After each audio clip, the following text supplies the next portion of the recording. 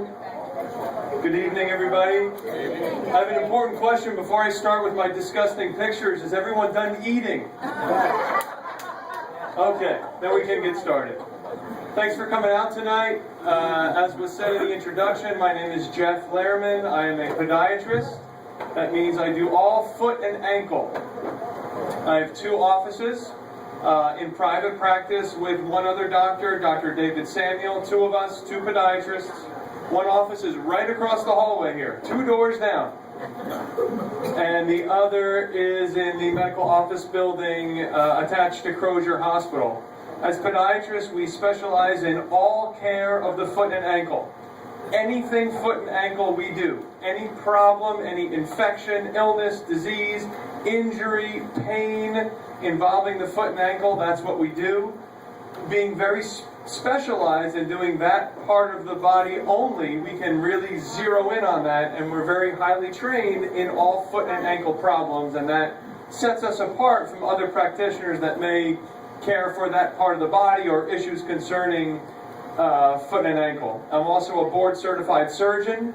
I can tell you our goal is always to keep people out of the operating room, but there are certain things that require surgery, and when it comes to that, we're highly trained in surgical procedures involving the foot and ankle. We're also both on staff at all of the mainline health hospitals and Crozer, Taylor, Springfield, Delaware County.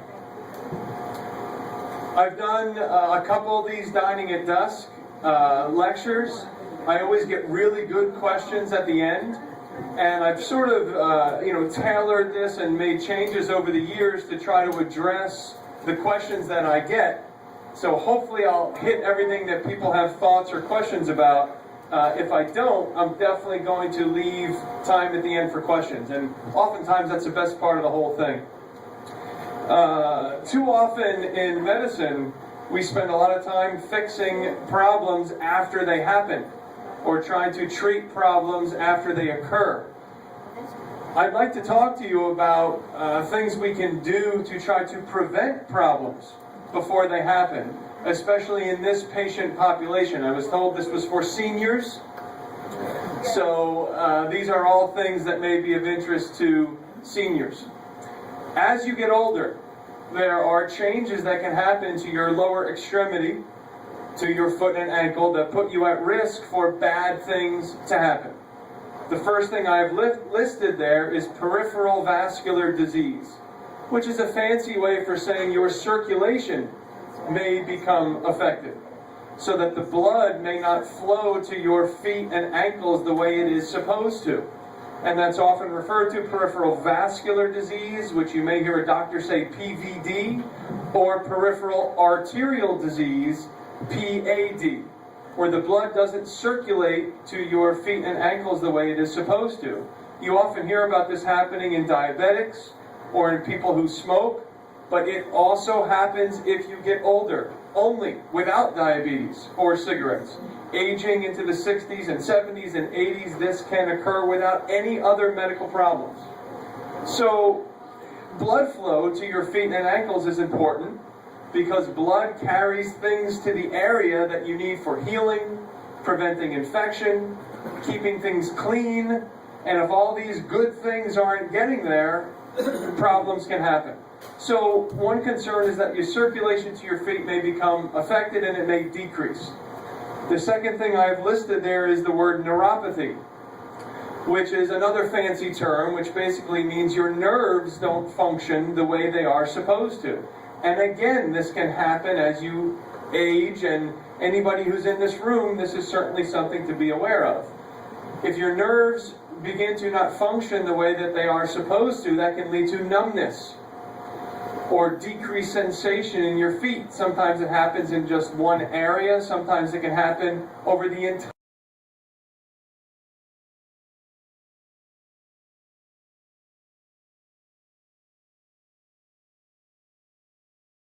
circulation problem is a great concern. If you get a little cut or a scrape in an area that's numb, you may not feel it. And if you don't know that it's there, you don't care for it, you don't clean it, you don't wash it, you don't come to the foot doctor to have it checked, and it may just sit there. with nobody knowing that it's there. If you compound that with the circulation disease, now you have a cut on the bottom of your foot with the circulation not getting there the way it's supposed to heal it, and that can lead to problems. In addition, skin thins out. Many of you may have experienced this, where your thin is not as thick, and where your skin is not as thick and tough as it is supposed to be. And of course, that means that it's more fragile. And finally, among the wonderful things that happen as you age is that your immune response may not be as good as it is supposed to be. So you can't fight off infection as well as you should. So all of these are concerns. But you're thinking, he said we're going to talk about how we can prevent bad things from happening. So that's where I'm going with all this. We have several recommendations about how you can attempt to prevent bad things from happening to your feet, like these cuts I'm talking about, and infections and cuts that don't heal. One big thing that we recommend to this age group is to not walk barefoot anywhere, ever, even in your own house. This numbness is a great concern. There are all kinds of bad things laying around your house that you may not be aware of. Trust me, because I see it, because people come in with this stuff. Sewing needles, push pins, staples is a big one, where, somebody in their 70s or 80s is walking around their house barefoot. They step on something sharp, like a staple, or, a broken staple, or a little piece of a paper clip, and it goes in their foot. They don't feel it because they're numb, and it just sits there. Now they don't have the circulation because the blood flow is affected. They don't have the circulation getting there that they should to clean it or help your body to push it out, and it just sits there. And that can lead to infection. If you have something around the house that you wear to try to protect your feet, like a pair of bedroom slippers with a thick sole, or house shoes, or a sneaker that you keep in the house, that can prevent so many problems. So just as an example, I'm going to skip ahead here, I went a little out of order. This is somebody who came into the emergency department with an infection in their heel. And we had no idea what was causing it. The person was sick, they had a fever, there was a big red swollen heel with a bad infection in it. And what is it? So this is of course an x-ray of the foot. This is the heel bone, just to get you oriented, with the toes all the way out to your right. And what the arrow is pointing to is a piece of a staple. That this person was walking barefoot in their home a week before coming into the hospital. Stepped on a staple, never knew it, and that little piece of staple got stuck in their heel.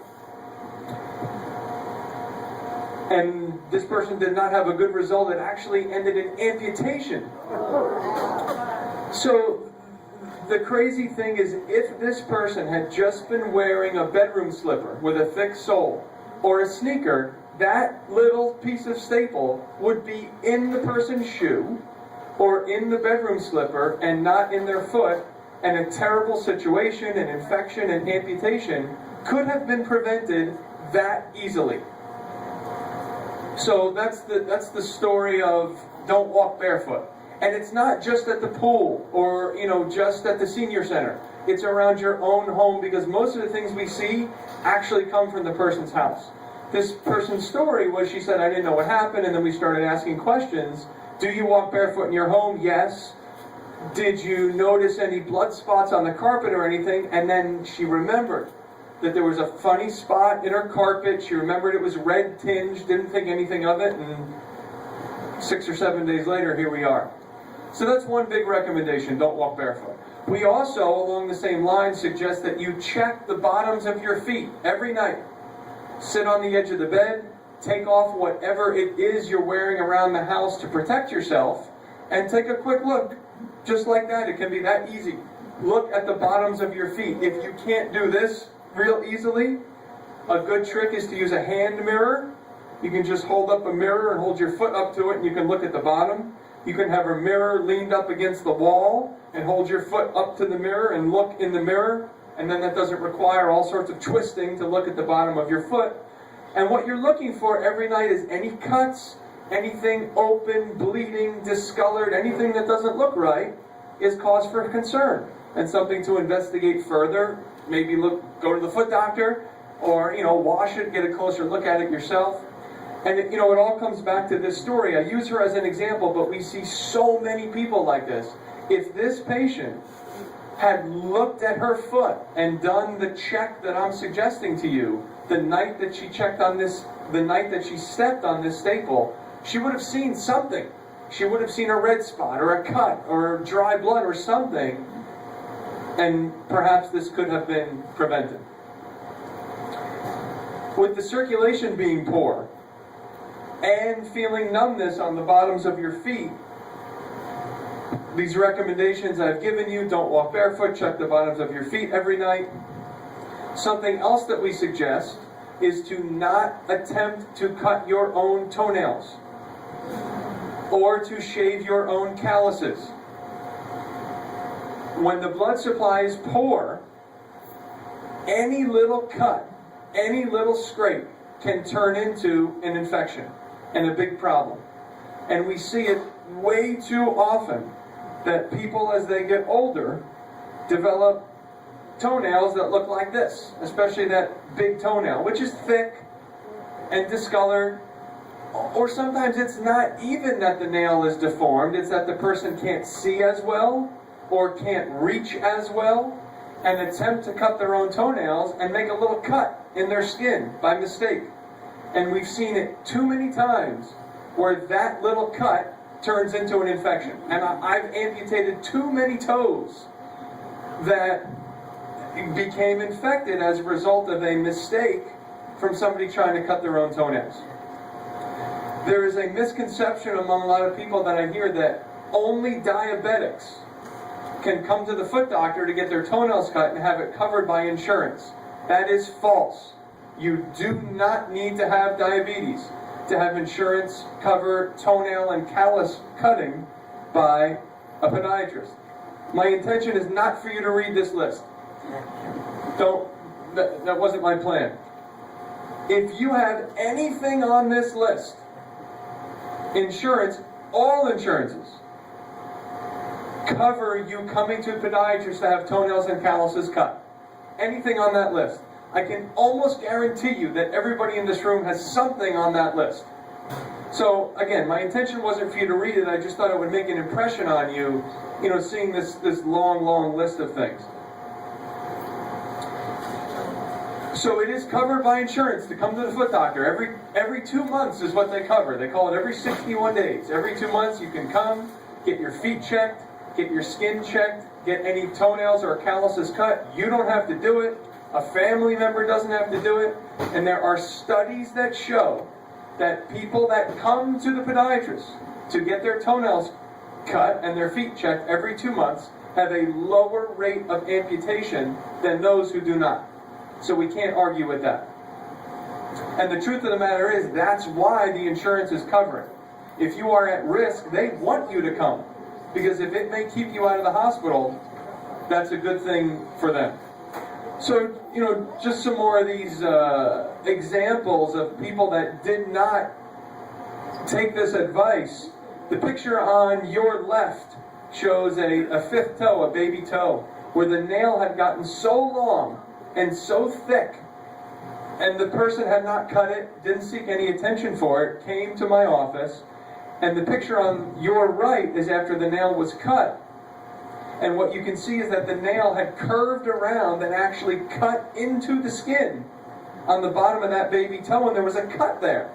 And now we had a wound, a cut on this person's foot that we had to heal, which happened only because their toenails hadn't been cut as often as they should, or weren't cut properly, because they couldn't reach themselves, or they had a family member struggling to try to do it. And then just more of these examples just to show you this is an all too common thing. This big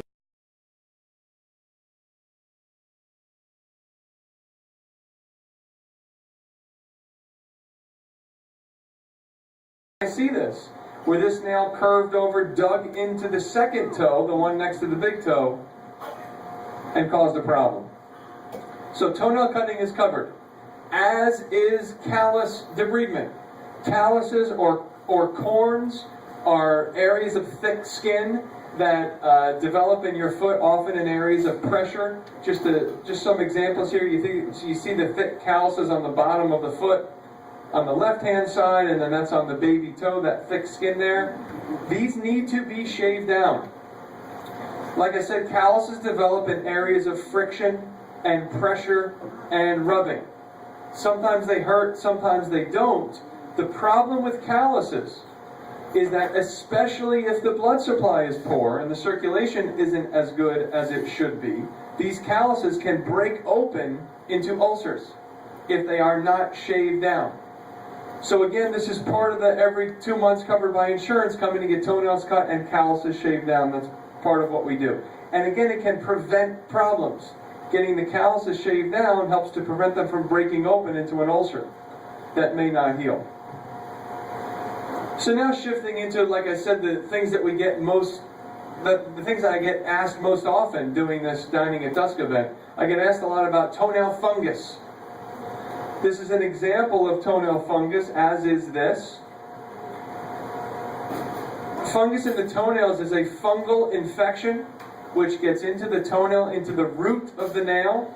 It causes the nail to be thick and discolored and deformed. Sometimes it causes pain, sometimes it does not. And we get asked many times a day, why is my toenail discolored? Why does it look funny? What can I do to get rid of it?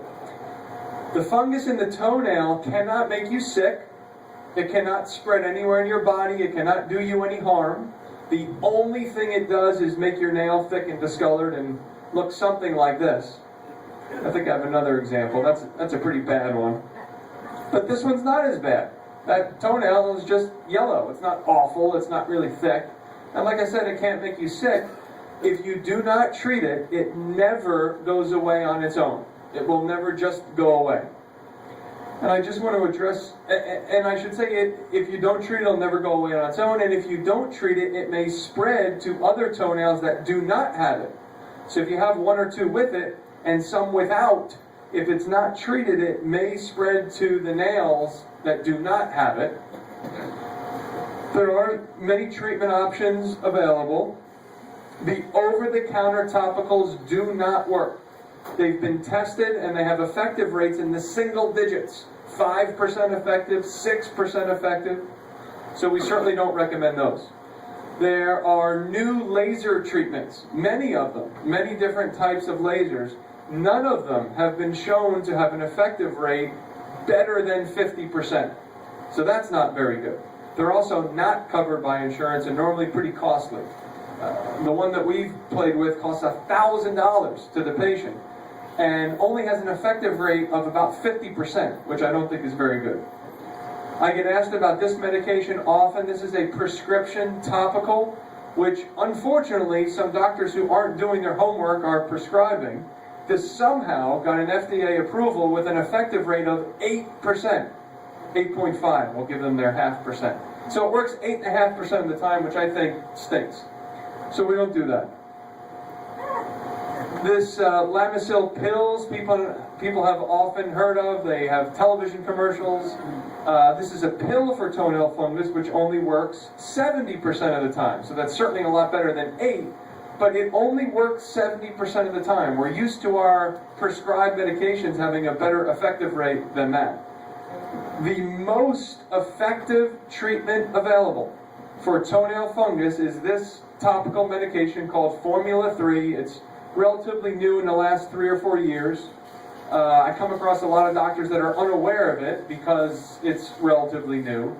But specializing in foot and ankles, of course we know a lot about this stuff. We have this available through our office, and this is the most effective thing available. It works 85% of the time. Even that's not that great. It's not as close to 100 as we would like, but it is the most effective treatment available at 85%.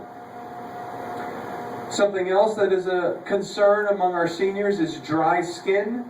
Worse in the winter time, not often as bad this time of year, but dry skin is a concern, and it needs to be addressed. in the senior population, where again, going back to a situation where the blood supply may not be as good as it's supposed to, or you may not feel it the way that you are supposed to. We've seen situations where people have dry skin that is unaddressed or inadequately addressed, where that dry skin can crack open. And when it cracks open, now we have an opening through which infection can enter and cause problems. And sometimes it's just uncomfortable, or it doesn't look nice. It doesn't feel good against the bed sheet. So dry skin does need to be addressed.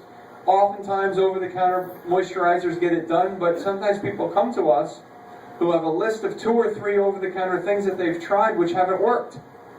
Again, this is something that podiatrists can help you with. There are prescription topicals for dry skin, which can get rid of this dry skin, which the over-the-counters may not have worked on. Along the same line, some people get these dry, cracked heels, which can be painful, and they can get irritated. And also, when you get a crack like that, that can serve as an entry point where infection can get in, and we have treatments available for that as well. You can see how effective some of the things we have are, of course, the before and after, and the tremendous improvement that we can get. Something else we get asked about often are bunions. Bunion is a bump on the outside of the big toe that doesn't belong there. And you can see the one on the left isn't as bad as the one on the right, but again, the bunion is the bump at the base of the big toe. If it doesn't hurt, most of the time we don't do anything about it. But if it does hurt, of course it needs to be addressed. And interesting thing is, some people have a very small bump, like the one on the left, and it's very painful. And other people have a big giant one, like the one on the right, and it doesn't hurt at all. So the size of the bunion doesn't necessarily determine if there's pain associated with it or not. It really has to do with where exactly it is along the big toe joint and where it rubs on the shoe. And if it is painful, there are things we do for it.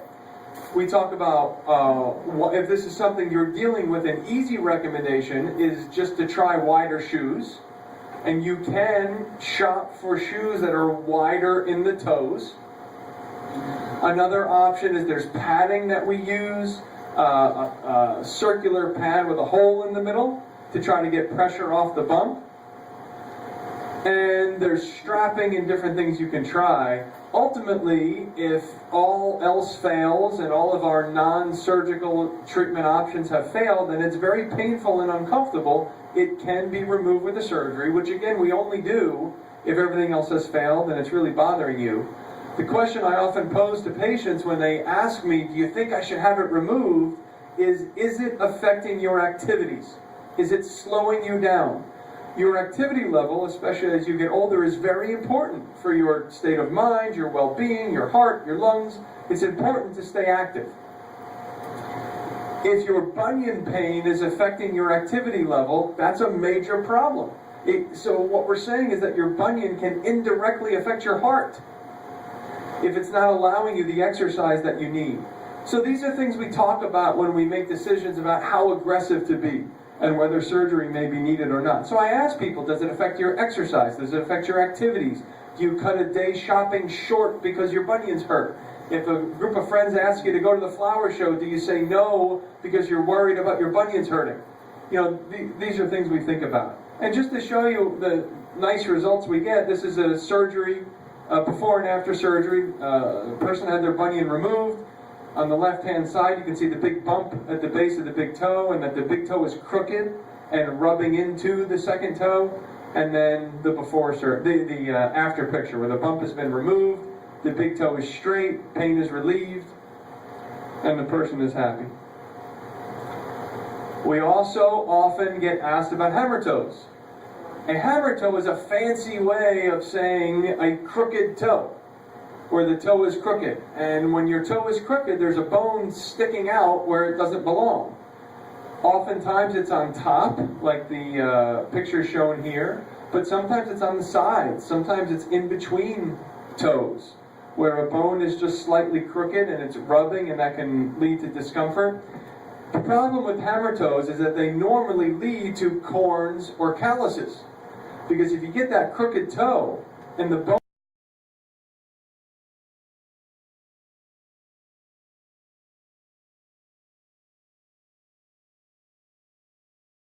Or if the calluses are unaddressed and they continue to rub, they can actually break open into an ulcer that may be difficult to treat.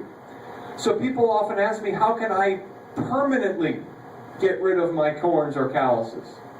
Well, you can come in and have them shaved down. Again, that's covered every 2 months. But if you just get it shaved down and the crooked toe that's causing it remains, the callus will just come right back because we haven't done anything to address the cause. So the only way to address the cause is to remove the crooked toe, or to repair the crooked toe, I should say. to repair the crooked toe, which we do by straightening it with a surgery. But most of the time, we address this just by people coming in every 2 months to have the callus shaved off. And they're much happier doing that than having a surgical procedure. And this every 2 month visit that I keep referring to, every time you come, we check your circulation, check your skin, keep an eye on everything, and we can often catch things before they become a problem. So most of the time, people are happy to come every 2 months. They just get the calluses shaved off every 2 months, and that keeps them comfortable.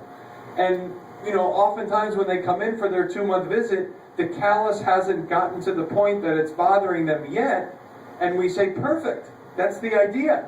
If we can keep you, in a situation where it never hurts, that's beautiful. That's exactly what we want. So, that's talking about how hammer toes can lead to calluses. And also, same idea, if the toe is crooked, we can make shoe suggestions or shoe modifications to get pressure off the area so it doesn't rub as much. There's also pads for that. But ultimately, getting the callus shaved down periodically is normally what gets the job done. This is an example of a foot